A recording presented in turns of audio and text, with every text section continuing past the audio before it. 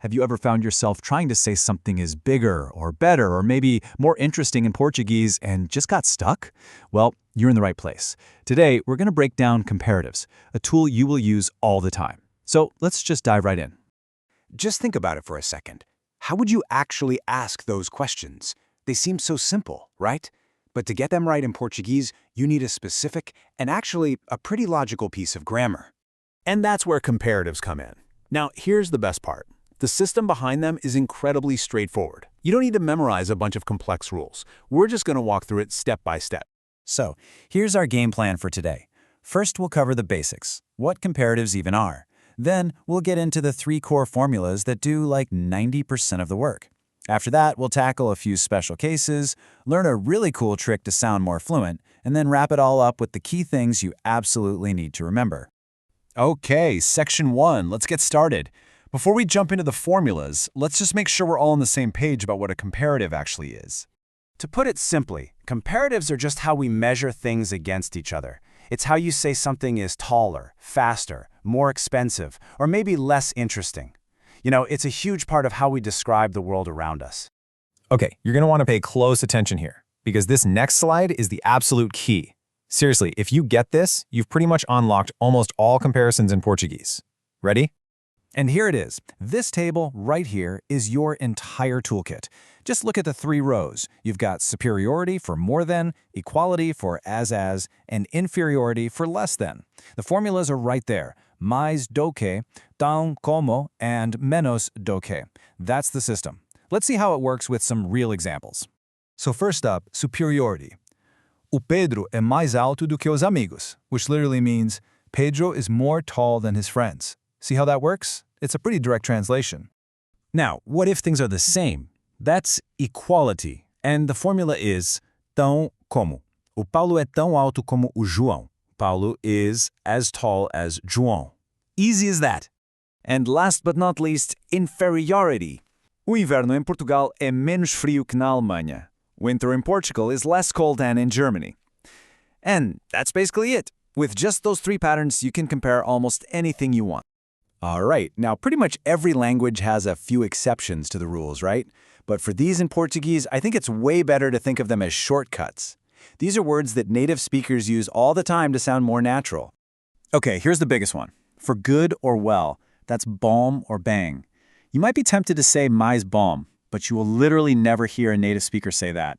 Instead, they just use the shortcut melhor, which means better.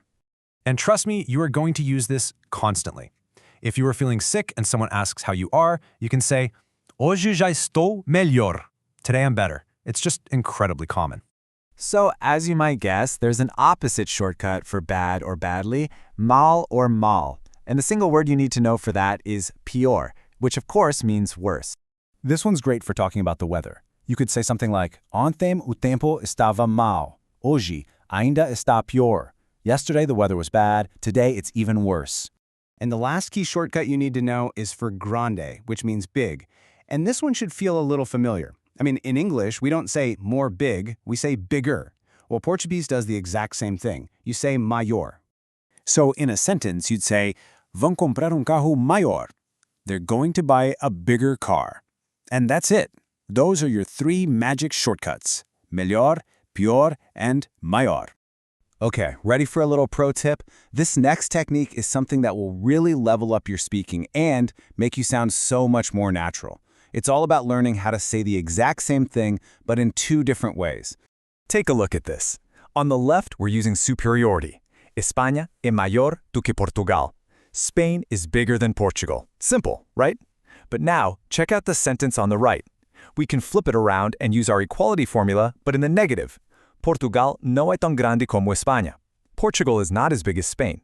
It means the exact same thing, but it just sounds a little more flexible, a little more elegant. Let's do just one more so you can really see it. You could say, A igreja é mais antiga do que o museu. The church is older than the museum. Or you can flip it. O museu não é tão antigo como a igreja. The museum is not as old as the church. Once you get the hang of this little trick, you gain some serious flexibility in how you express yourself. Wow. Okay, so we've covered a lot of ground. Let's take a second and just boil this all down to the absolute essentials, the stuff you really need to walk away with. This right here, this is your final takeaway. If you remember nothing else, remember this. For more than, it's mais do que. For as, it's tão como. And for less than, it's menos do que. If you can just lock those three patterns in your mind, and then add in those shortcuts, melhor, pior, and maior, you are totally set. And that's really the core system. You now have this fundamental toolkit for making pretty much any comparison you can think of. This is a huge step forward in your ability to really describe the world in Portuguese. So I'm going to leave you with a little challenge. Just look around you right now. What do you see? Is your coffee mais quente do que your water?